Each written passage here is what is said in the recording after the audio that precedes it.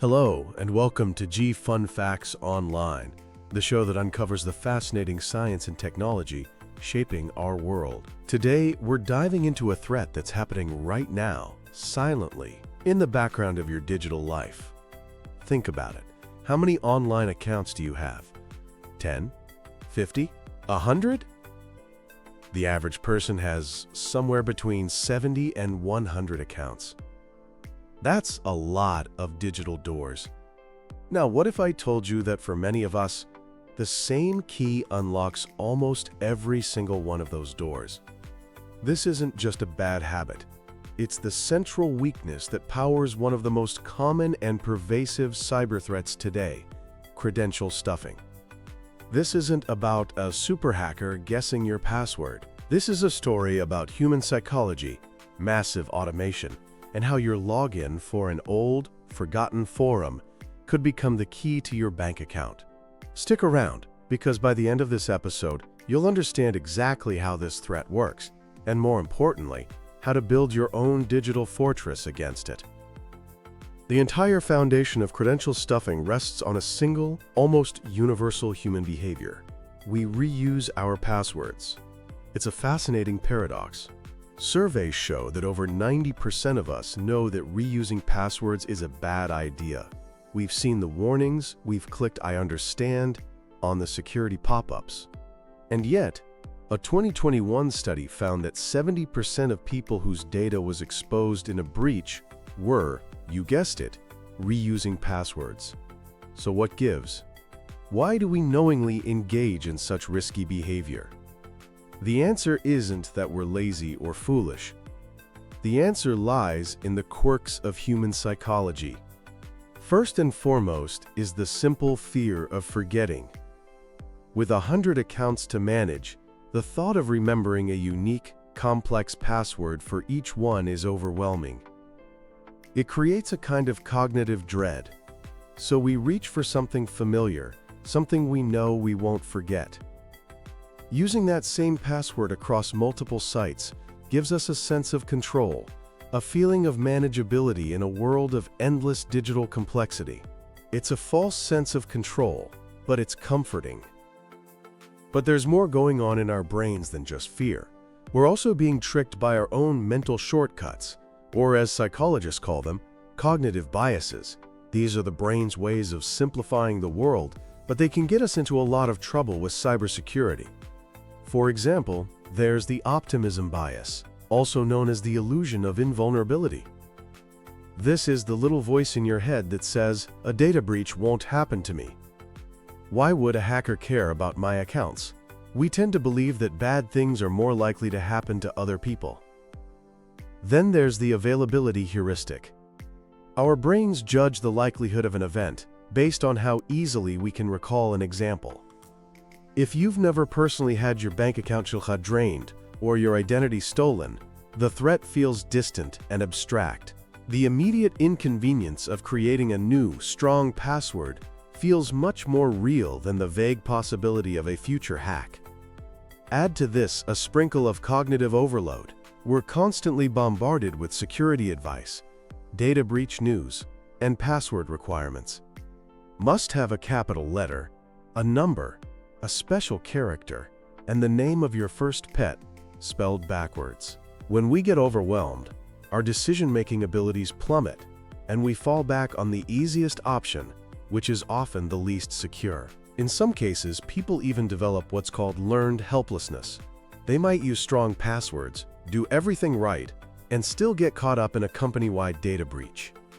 After that, it's easy to develop a "why bother" attitude, believing their actions don't really make a difference.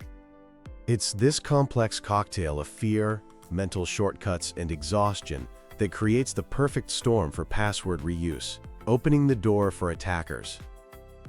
So now that we understand the human vulnerability, let's look at how attackers turn that vulnerability into a weapon. This is the anatomy of a credential stuffing attack, and it's a symphony of automation.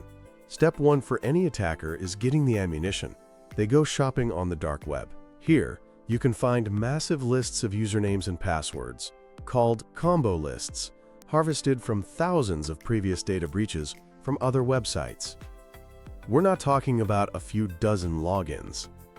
The collection #1 breach, for example, made over 773 million unique email addresses and their passwords available. These attackers aren't hacking your favorite shopping site directly. They are buying the key you used on a different, less secure site that was breached years ago and betting you used that same key elsewhere. Step 2 is automation. With millions of credentials in hand, attackers don't sit there and type them in one by one. They use sophisticated software tools with names like OpenBullet, Sentry MBA, and SNIPR. These programs are designed to launch a massive barrage of login attempts against websites. They take the combo list and systematically stuff every single username and password combination into the login page of their target. To avoid getting caught, these tools are incredibly clever. They use proxy networks, routing their attacks through thousands of different computers all over the world, so it looks like the login attempts are coming from legitimate users everywhere, not from a single source. They also use what are called headless browsers. This means the bot can perfectly mimic a real human using a web browser, right down to moving the mouse and executing complex scripts on the page. This makes them very hard for websites to distinguish from you or me. What about those annoying "I am not a robot" CAPTCHA tests?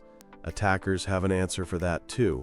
They integrate their tools with automated CAPTCHA-solving services, which use AI or even human-powered farms to solve the puzzles in real time. Step 3 is the numbers game. The success rate for any single login attempt is actually very low, usually between 0.1% and 2%. But when you're making millions of attempts per hour, that tiny success rate adds up fast. 2% of a million is 20,000. That's 20,000 compromised accounts. Once an attacker gets in, the real damage begins. They can steal your saved credit card details, harvest your personal information for identity theft, or completely take over the account by changing the password, locking you out forever.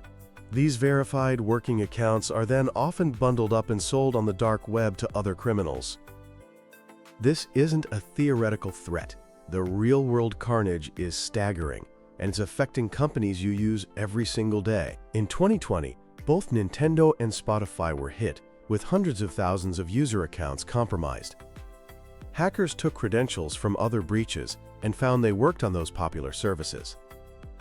In 2018, the ticketing site Ticketfly had 27 million accounts exposed this way. Customers of the food delivery service Deliveroo suddenly found fraudulent orders being charged to their accounts. It's not just entertainment companies. Financial and retail giants are major targets. In 2022, nearly 35,000 PayPal accounts were breached. In 2024, Levis had over 72,000 customer accounts compromised, and the streaming company Roku suffered 2 massive attacks that hit nearly 600,000 customers in total.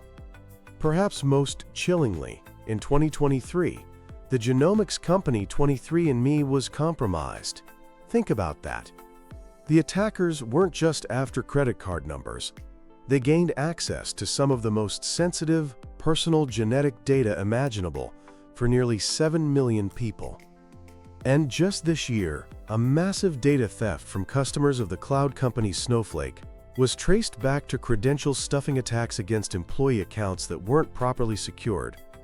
These examples show how a simple, reused password can lead to financial loss, identity theft, and a catastrophic erosion of trust. So what can we do?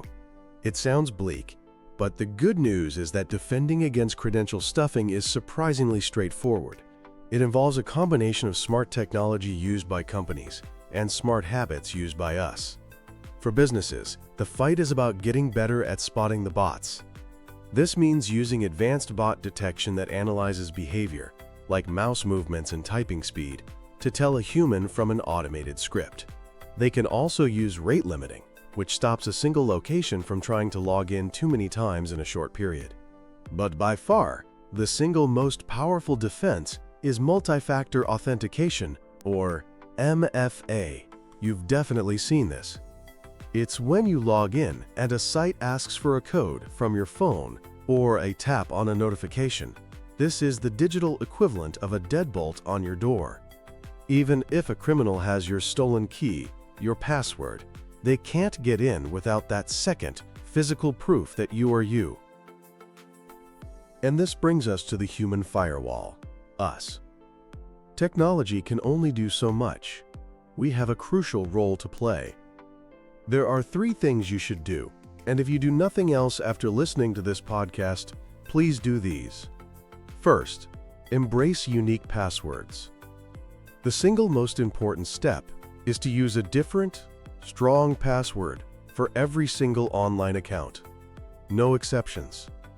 Second, because it's impossible to remember 100 unique passwords, you must use a password manager.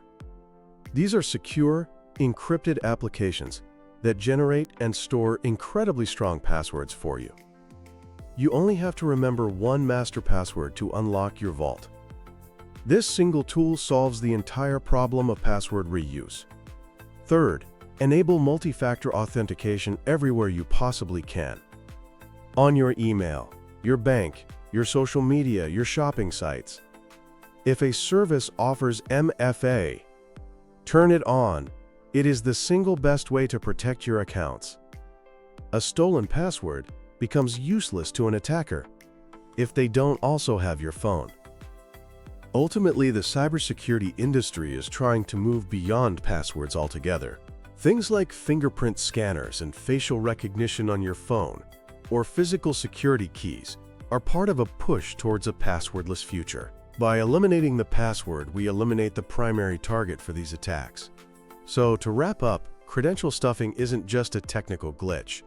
It's a problem that sits at the fascinating intersection of human psychology and automated technology. It thrives on our predictable, very human desire for simplicity, and it's amplified by the brute force of modern computing. Defeating it requires a partnership. Companies need to invest in better defenses, especially MFA. And we, as individuals, need to overcome that psychological inertia. We need to stop reusing passwords, start using a password manager, and enable MFA. Building a safer digital world is a shared responsibility. It starts with understanding our own vulnerabilities and ends with a collective commitment to being just a little bit more secure. Thanks for tuning in to G Fun Facts Online. Go check your passwords, and well, see you next time. Stay curious and stay secure.